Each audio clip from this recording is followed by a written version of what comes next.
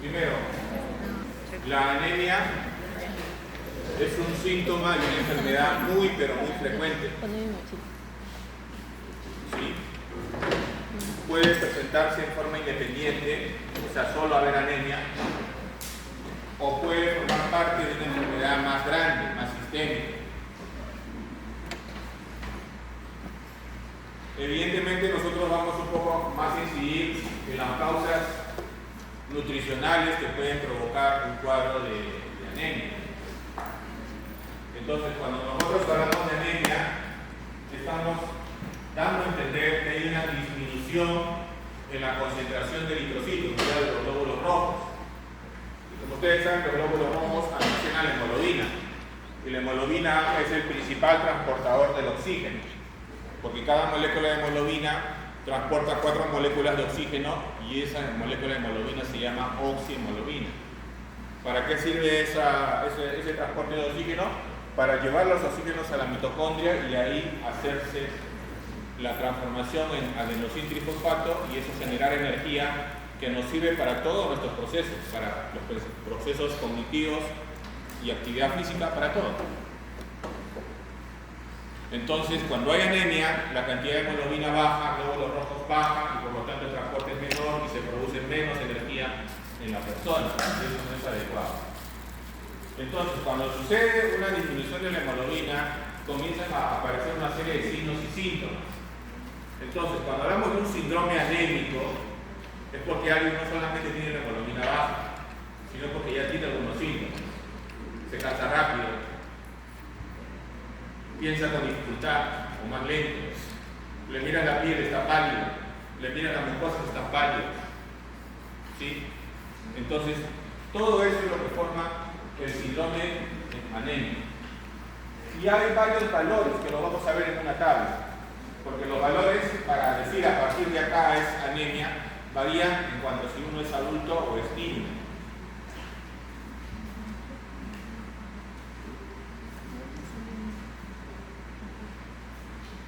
Cuando hablamos de anemia, hay varias formas de poderlo clasificar. Una manera es medir el volumen que tiene el glóbulo rojo. Eso le llaman volumen corpuscular. ¿Está bien? La otra forma, o el otro parámetro que se mide, mejor dicho, es la concentración de hemoglobina corpuscular media, o vamos a decirlo así, la intensidad del color que se puede ver. Entonces, tomando en cuenta el volumen y tomando en cuenta la intensidad del color, hay varios tipos de clasificación para decir este es una anemia de un tipo o de otro.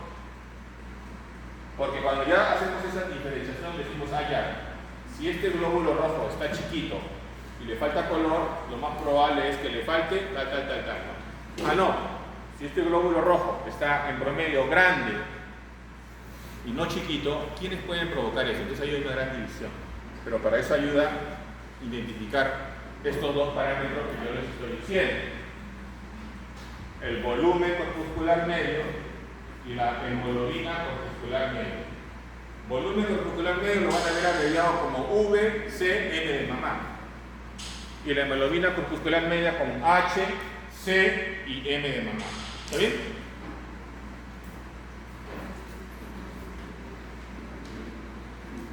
Entonces, cuando en una lámina que han extendido una gotita de sangre y lo ponen al microscopio, las posibilidades de que pueden ver en relación al tamaño, al volumen, van a ser 3. El del medio es lo normal, llamado normocitosis, pero los extremos no están bien. Si hablamos de microcitosis es porque el volumen corpuscular medio está disminuido. ¿Sí? Si vamos al extremo izquierdo, ahí ustedes podrán notar que en relación al medio el volumen corpuscular está aumentado. Por eso es que se habla de las anemias microcíticas, las anemias macrocíticas y también hay las anemias normocíticas, en la que la hemoglobina está baja pero el volumen está normal. ¿Se dan cuenta?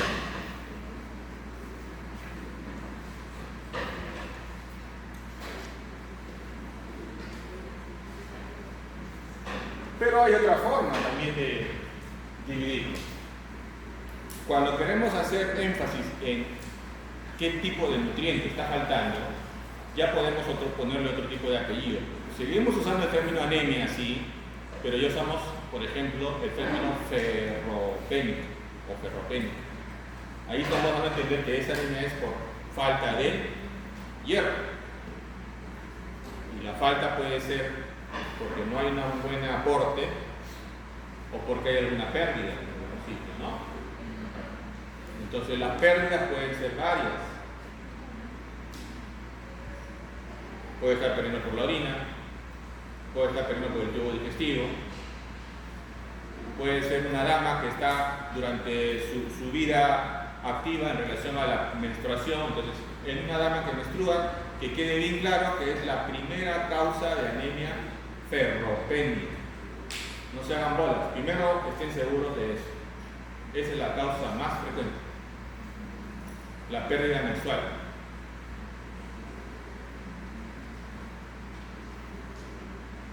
Pero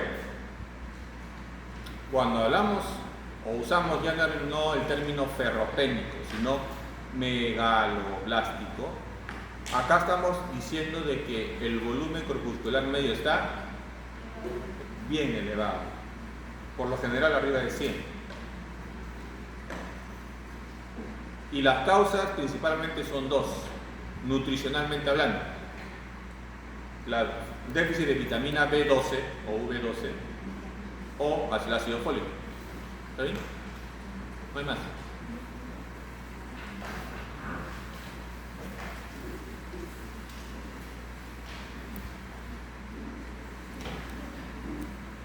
Pero como dije al inicio, la anemia puede formar parte de algo más sistémico.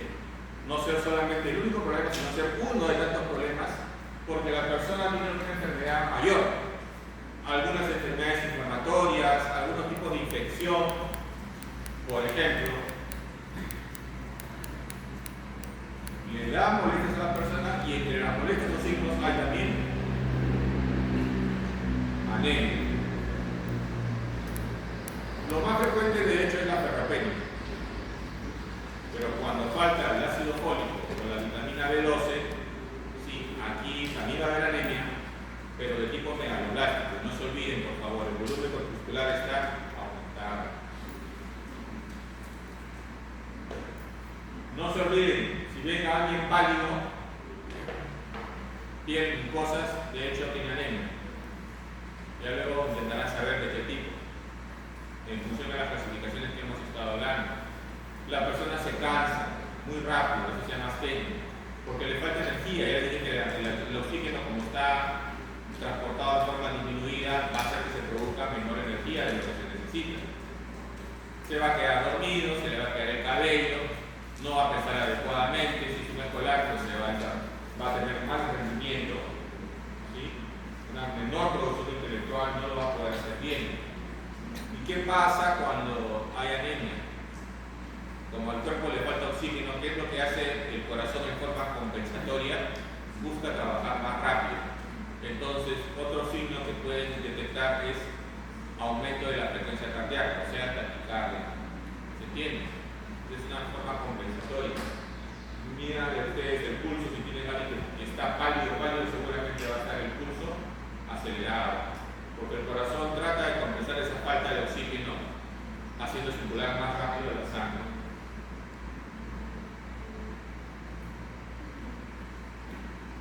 Entonces, siendo ya más exactos, una anemia se llama normocítica cuando el volumen corpuscular medio está entre 80 y 100. Cuando está arriba de 100 se llama macrocítica. Cuando está menos de 80 se llama microcítica. ¿Sí? Esto no es complicado. Pero, si buscamos otra clasificación, por ejemplo, en jóvenes, clasificación para anemia hay varias.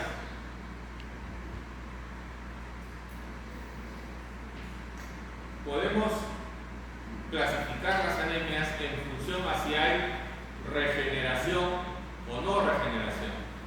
¿Qué cosa es eso? Si la médula está funcionante y hay una pérdida sanguínea, les pongo un ejemplo, no sé, un sangrado, un accidente, lo que quieran, La médula, ¿qué cosa creen que hará? ¿Trabajará más o menos? ¿Cómo? ¿Menos o más? Más. Porque busca responder el problema. Pero ¿qué pasa si la médula trabaja menos? Puede darse, claro. Lamentablemente hay varias enfermedades que pueden hacer que la capacidad de regeneración esté disminuida. Entonces ahí hablamos de anemias regenerativas o arregenerativas. ¿Se dan cuenta? Por ejemplo, una persona que tiene anemia plástica, ¿ahí qué pasa? Los elementos formes madres de las series celulares están disminuidos y casi no hay. Entonces, ¿cómo va a provocar nuevos glóbulos rojos si no está la célula madre que haga esto? ¿Comprenden? Esa es una anemia arregenerativa, porque no hay la poca masa circulante es fácil. Pero si hay anemia porque hay pérdida, no sé, por hematuria, por pérdida gastrointestinal, porque ha tenido un accidente, allí sí la médula que está normal va a querer trabajar más rápido y sacas a circulación no solamente los glóbulos rojos, sino elementos más jóvenes que los glóbulos rojos. Y ahí aparecen los reticulocitos. Por eso cuando hay un buen trabajo de la médula ósea ante una pérdida sanguínea, es común observar mayor cantidad de reticulocitos circulantes que lo que usualmente verían. Eso demuestra que la médula está con capacidad de trabajar. ¿Sí?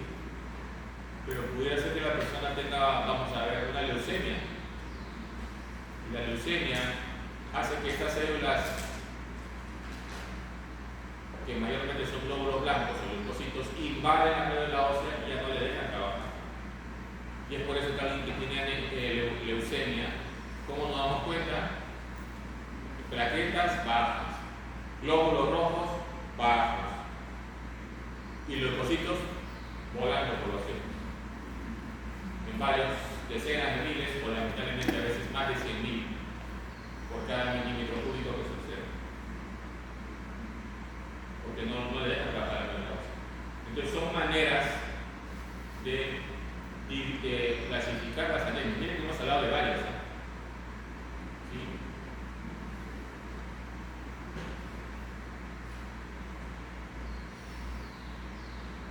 Entonces, si yo sospecho de una anemia arregenerativa, tengo que hacer un estudio de la médula ósea.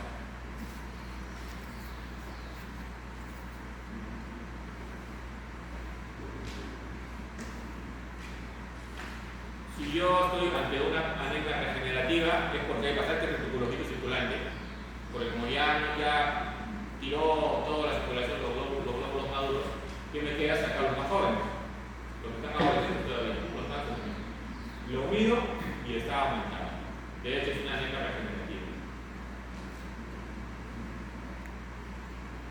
Ahora miren, hemos hablado de la falta de aporte, ¿no? Hemos hablado de las pérdidas, pero lo que se me estaba pasando es que también los glóbulos rojos se pueden destruir. Hay varias situaciones en las cuales los glóbulos rojos se pueden disminuir y también llevar a anemia. Por ejemplo, una hemólisis. ¿Han escuchado de la anemia hemolítica? Seguramente no le ven a la hemolítica. Es también un tipo de anemia. Pero ahí no es porque falte aporte o porque hay pérdida. Ahí es porque los glóbulos rojos están siendo destruidos. Porque por lo general el cuerpo fabrica los llamados anticuerpos y estos destruyen los glóbulos rojos. Entonces ahí por lo general es un fenómeno autoinmune. ¿Está bien? Entonces hay anemias por poco aporte, por mucha pérdida o por destrucción.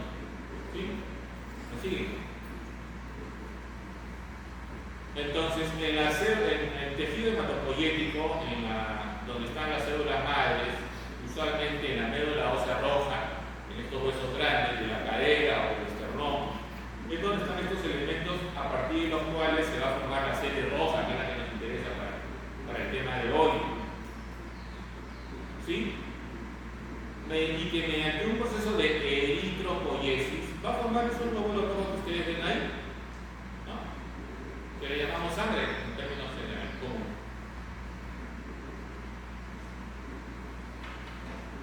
Pero ya yendo un poco más a lo que es el aspecto nutricional, ya les estaba diciendo que dentro de todas las anemias, las nutricionales son las más importantes, son más del 40% de todo tipo de anemias. Y ya cuando nos metemos solamente a las nutricionales, ¿cuál es la más común que diría? La ferropenia. ¿Está bien? Luego siguen las megaloblásticas de dos tipos, por falta de B12 o por falta de ácido fólico. ¿Está bien? Y recuerden que el ácido fólico tiene un papel muy fundamental en el cierre del tubo neural, sobre todo en las primeras semanas del desarrollo del producto nuevo, de un bebé de información, vamos a decirlo así. Y eso es algo que la futura mamá debe tener en cuenta para que no tenga que llevar, o si lo decimos a cuestas, un recién nacido con déficit de cierre del tubo neural, que lo va a acompañar toda su vida, porque ese es un sustrato indispensable para que el tubo neural se cierre adecuadamente y no haya problemas en la columna, los llamados meningoceles de diversos tipos, que no pueden traer mucho término. Pero eso pasa porque el tubo neural no se cerró bien porque está todo ácido fólico.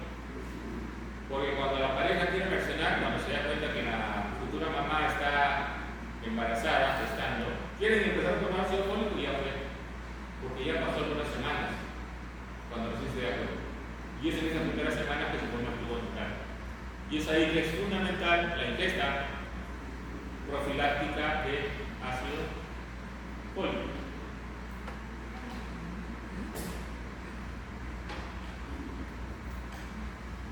Entonces, ¿qué es o no un problema de salud pública la anemia, de las anemias de tipo nutricional? Claro que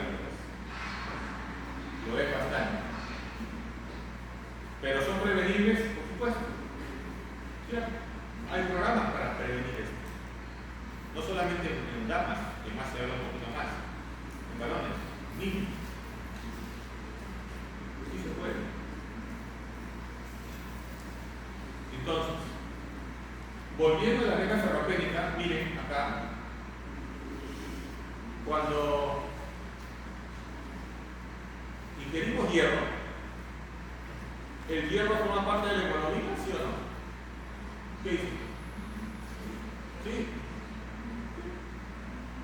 Pero es un hierro que está en valencia más 3 o más 2.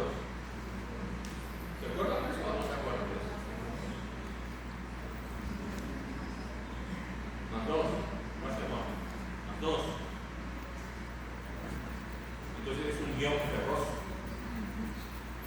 Y el ion ferroso, cuando forma parte de la hemoglobina, le permite a al grupo hemo transportar 4 moléculas de oxígeno. Y ese tipo especial de hemoglobina con 4 moléculas de oxígeno se llama oxihemoglobina. Es la que debe haber, es la que todos tenemos. Bueno, en gran mayoría, más del 95% de las formas de hemoglobina. Pero si por alguna razón, que sí hay, el hierro más 2 se convierte en hierro más 3, ya no es ion ferroso, se convierte en ion férrico. ¿El grupo hemo con el ion férrico puede transportar oxígeno? No puede. Esos 4 espacios donde llevarían los oxígenos se liberan, quedan vacíos. ¿Y por quién son ocupados? Por 4 moléculas de agua. ¿Cómo se llama el grupo hemo con 4 moléculas de agua?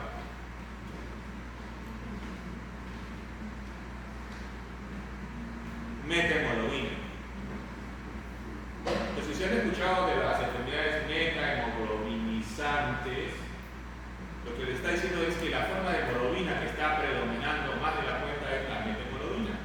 Y ahora creo que ya se acordaron de cosas es una metahemoglobina. Un grupo hemo con ion férrico y 4 moléculas de agua, que está ocupando los lugares que no puede ocupar el oxígeno porque no hay un ion ferroso, sino un férrico. ¿Comprenden? Esa es la metahemoglobina. O las metahemoglobinemias.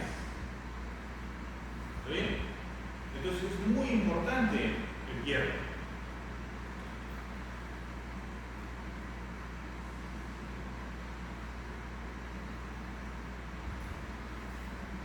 ¿En qué alimentos podemos nosotros encontrar hierro? La carne, las legumbres, los frutos secos, el pescado, ¿sí? Menestras. Ahí son fuentes de grandes cantidades de hierro, ¿sí? Estos requerimientos aumentan durante el embarazo o la lactancia. ¿Qué dicen? Por supuesto, aumenta el requerimiento. Más o menos, según una dieta normal, se absorbe de 10 a 20 miligramos de hierro. Entonces, de ese total, solo alrededor de un poco más del 10% se absorbe en el intestino y hay una buena parte que se pierde por las heces. ¿Sí? Ese hierro que sí se absorbe pasa a la sangre, se retiene en algunas células y puede formar depósitos de ferritina. Entonces, cuando el hierro está bajo la forma de ferritina, esa ferritina puede ser usada cuando el paciente o la persona por alguna razón requiere o tiene más necesidad de hierro por alguna razón. Pero como queda en el tubo digestivo, cuando comienza a descamarse el tubo digestivo, se pierden también estas células con estas moléculas de hierro, cuando esto es el cambio del epitelio intestinal. Ahora, el hierro, ¿en qué tejidos musculares los encontramos en mayor cantidad? Les pregunto, por favor.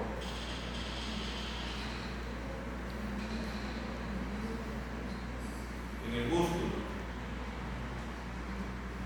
en el sistema reticuloendotelial, vaso, hígado, hay grandes cantidades ahí. ¿Cuánto vive un glóbulo rojo? Usualmente 120 días aproximadamente. Entonces, ese hierro que se va a la circulación producto del recambio de los glóbulos rojos, la mayor parte es recuperado otra vez y vuelve a ser utilizado.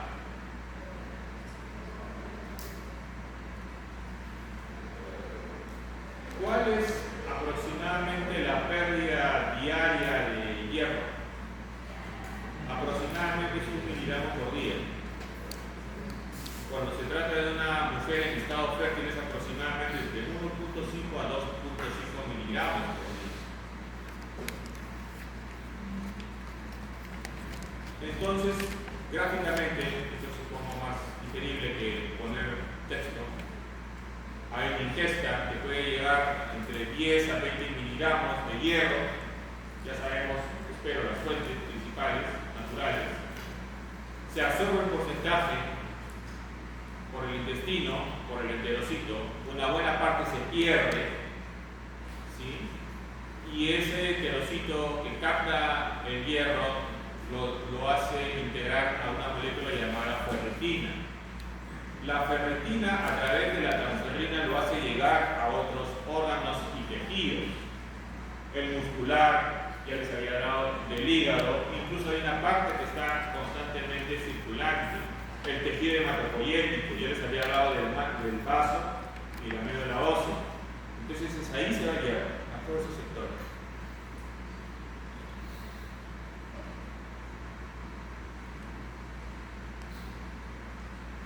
Entonces, cuando yo estoy sospechando de anemia ferropénica, o sea, por falta de hierro, las reservas de hierro se agotan. La ferritina plasmática, esta proteína donde se va el hierro, también disminuye. ¿Sí? La transferrina, que es esta molécula que, como dice su nombre, transporte, en etapas tardías también comienza a disminuir. ¿Sí? Pero cuando todo esto sucede al inicio, está el hierro disminuido, pero no hay síntomas. Se llama ferropenia latente. Cuando ya hay una eritropoiesis ferropénica, que es otra etapa, la ferritina está ahí sí francamente baja, el hierro en el plasma está bajo, y la saturación de hemoglobina baja también. Incluso ya el volumen, el que les dije al inicio, el VCM de mamá, baja también, o sea, el volumen disminuye. Ya se puede ver entonces en la microcitosis, ¿se acuerdan que les dije que se ve en las anemias ferropénicas? Ya lo ven. Entonces eso es otra etapa. Y la última, la más conocida, es la propiamente anemia ferropénica. La persona está pálida, piel mucosa, la hemoglobina está baja, está la persona cansada, el BCM está disminuido, el color está disminuido. Ese es el cuadro florido de anemia. ¿Sí? ¿Por qué acá dividimos las tres fases? Porque hay un error. ¿Saben por qué? Cuando ustedes comienzan a atender a un paciente y lo quieren empezar a tratar y seguir, a veces nos conformamos con solamente ver que la hemoglobina ha subido. Y cuando ya se va, ya está bien, está bien. Y no es así. Porque cuando uno comienza a dar aporte de hierro, de eso hablaremos un ratito, primero se normaliza los valores de hemoglobina circulante, pero todavía no se normaliza internamente o se soluciona la eritropoiesis ferropénica, que es la etapa previa, y menos aún la ferropenia latente, donde los depósitos están aún vacíos. ¿Se entiende? Entonces ustedes cortan después de un mes y medio de haberle dado hierro, por la forma que quieran.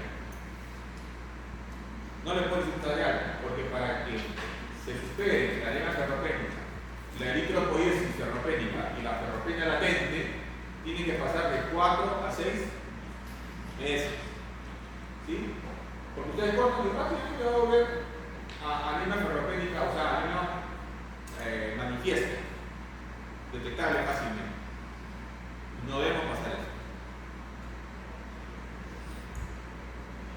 Entonces, cuando vamos a tratar una anemia ferropénica, jóvenes, no solamente se trata de la corrección en la dieta y una terapia oral, que es lo ideal de hierro. Tenemos que estar seguros de que los depósitos de hierro ya se han repletado, no conformarnos con que solamente la hemoglobina se normalizó, entre comillas, porque si no vamos a volver a lo mismo.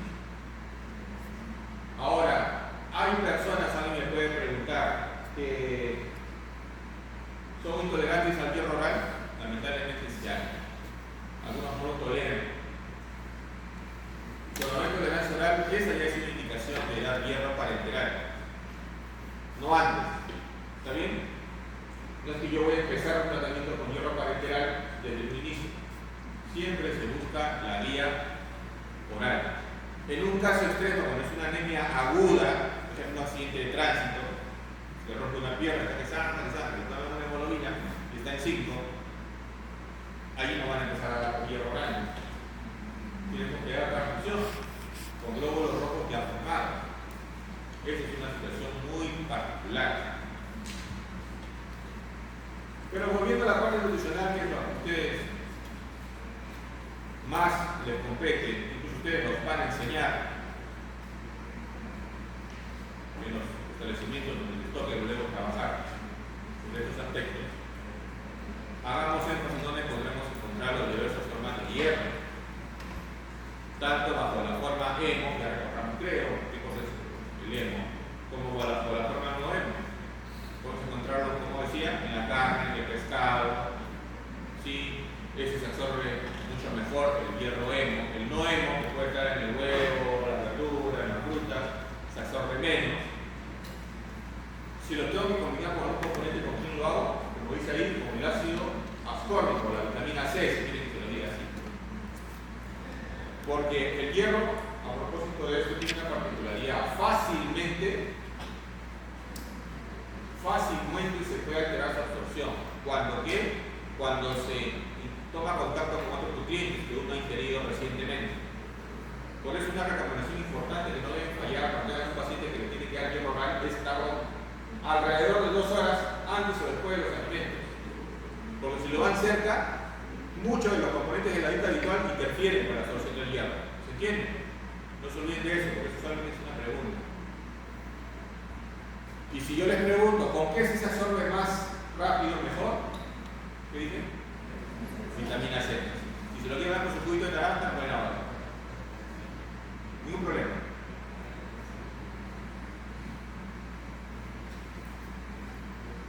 Entonces, se tiene que elegir alimentos ricos en hierro.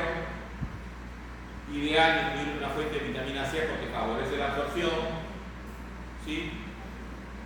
Evitar el té y café y muchos componentes de la dieta porque van a interferir con la absorción del hierro, ya se estaba diciendo.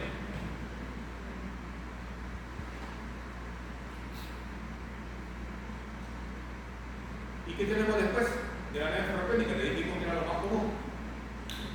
La de tipo megaloblástica. Ya habíamos hablado que los dos principales tipos son por déficit de vitamina B12 o ácido fólico.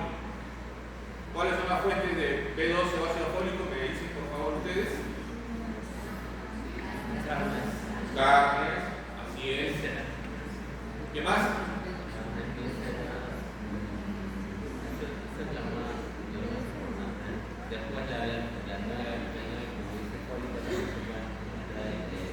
También.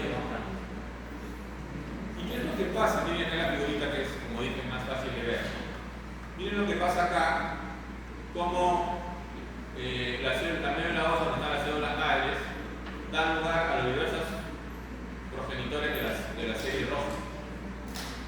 Se forma el protonitroblasto, el nitroblasto, el normoblasto, el reticulocito, que es una forma joven, ya les dije, ¿no? Y finalmente los eritrocitos o glóbulos rojos en ese tamaño, en ese número que ven ahí. Pero ¿qué pasa cuando hay déficit de B12 o ácido fólico?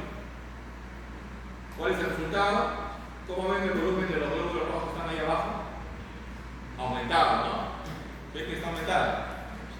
¿Ven que el volumen está aumentado también? Porque es una anemia megaloblástica o también macrocítica. Creo que entienden, ¿no? ¿Por qué lo repito? Porque se altera la síntesis del ARN o DNA.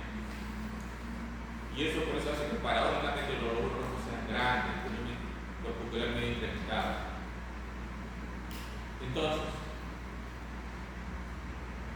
puede haber alteración, o por lo general en realidad hay fallas en las diversas fases de formación de las células hematopoyéticas.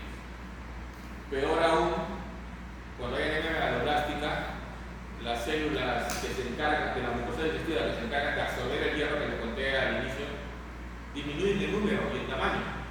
Entonces la absorción es menor, porque se va a acompañar una mala absorción de nutrientes, así como tú le quieras dar. Pero cuando damos vitamina B12, ¿se acuerdan cómo es? O sea, ya comes tu kilo de carne y toda la B12 pasa de fresa directo a la sangre, ¿o qué pasa? Como dice su compañero, tiene que interactuar con una molécula endógena. ¿Y cómo le damos el término a esa molécula endógena? El factor intrínseco. ¿Sí? Pero a veces el factor intrínseco se puede disminuir o casi no haber. Yo le puedo dar un kilo de carne todos los días y no se va a absorber. Entonces, cuando yo sospecho de que no es que le falte vitamina B12, sino que no se está absorbiendo, yo tengo que estar seguro si es que no hay algún factor inmunológico que está haciendo disminuir el número de células parietales, que son las células especializadas. Entonces hay anticuerpos anticélulas parietales que pueden encontrar en el laboratorio. Creo que hay algo que está destruyendo el factor intrínseco. Hay también anticuerpos antifactor intrínseco. ¿Sí? ¿Me siguen? Entonces eso puede pasar. Entonces ahí sí, caballero, ¿qué significa? Que por más que le des 2 kilos de carne todos los días, el vitamina B12 circulante va a ser bajo. ¿Qué te queda 2 días? Darle por día sublingual. Hay gente que tal vez, un familiar que esté tomando vitamina B12 sublingual todos los días, porque esto va a pasar, el tubo digestivo pasa de frente a la circulación, como puedan entender, o ponerle sus inyecciones parenterales de vitamina B12 primarias. ¿Se entiende? Y se soluciona el problema. Claro que tendrá que hacerlo para toda la vida, ¿no?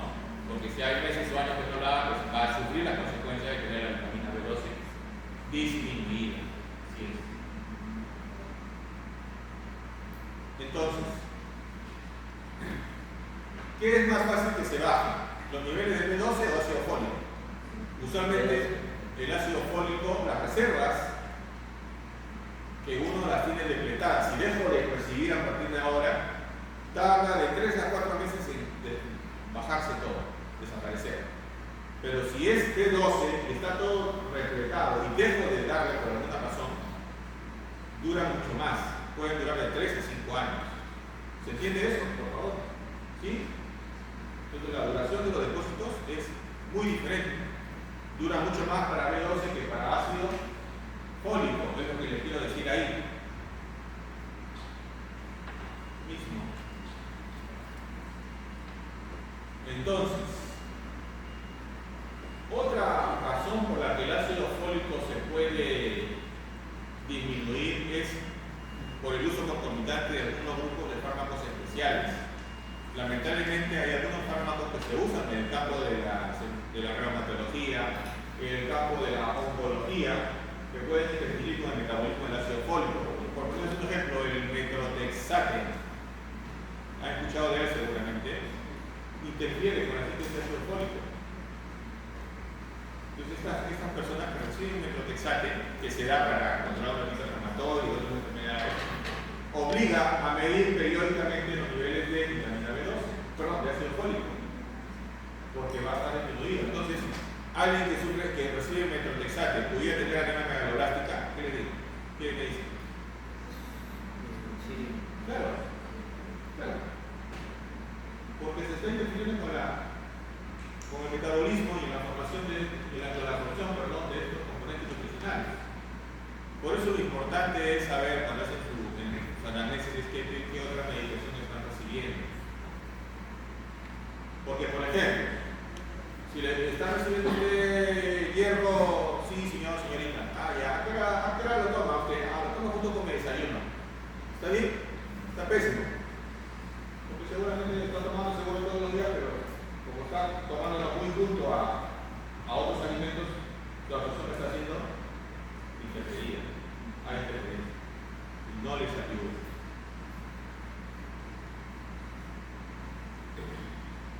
Igual, para la B12 y el ácido fólico, la causa más frecuente es la falta de aporte. Acá no es tanto como en el hierro la pérdida, no, acá no es así. Acá sí no entra a tallar, eso no es tan importante. La falta de absorción sí, porque acabamos del agua. No puede comer un montón de fuentes de vitamina B12 y no absorberse, pero no es la razón. Habrá que ver que si falta células parenitales, habrá que ver si le falta factor intrínseco o no. Pero acá sí las pérdidas no tienen importancia, por si acaso, es otra diferencia. ¿Sí? Por si viniera la pregunta en ese aspecto.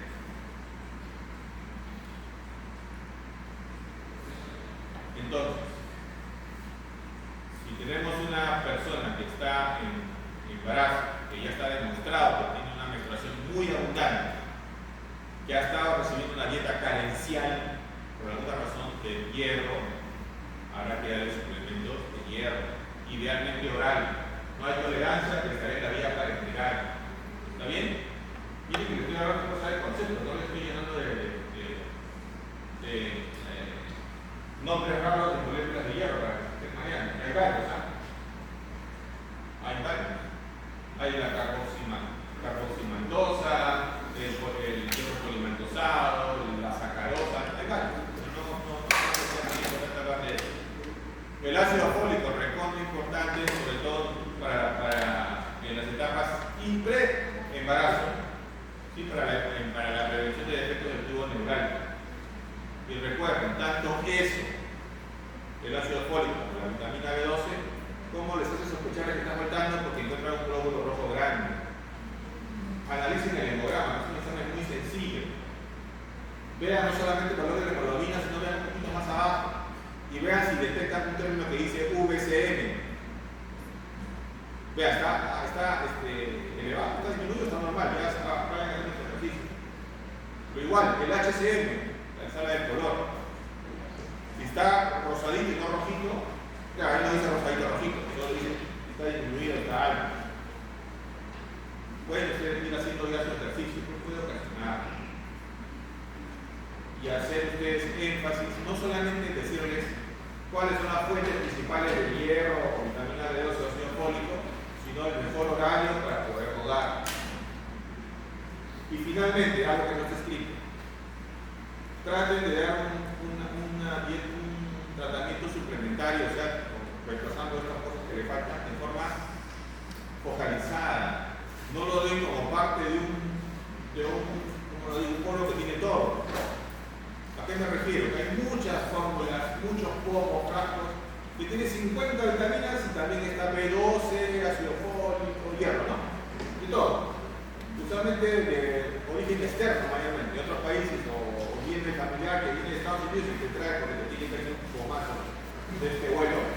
Y tiene 50 vitaminas, y aparte de hierro, ácido fólico y B12. Listo. Debemos evitar eso. Los multivitamínicos. Se debe evitar. Lamentablemente cada vez es más creciente el uso de los mismos. Yo te exijo, doctora, denme unas vitaminas, porque me siento cansado, es la típica. Tú le tratas de explicarle que seguramente tienes otra cosa, pero denme por favor, así está. Hay mucha presión, tanto por la industria farmacéutica como por el familiar y el amigo. Está ahí que te dice, porque le han dicho la amiga, la abuela, la tía, la conocida. Y ahí ustedes tienen una gran responsabilidad en educar a sus futuros pacientes, tanto en el campo de la salud pública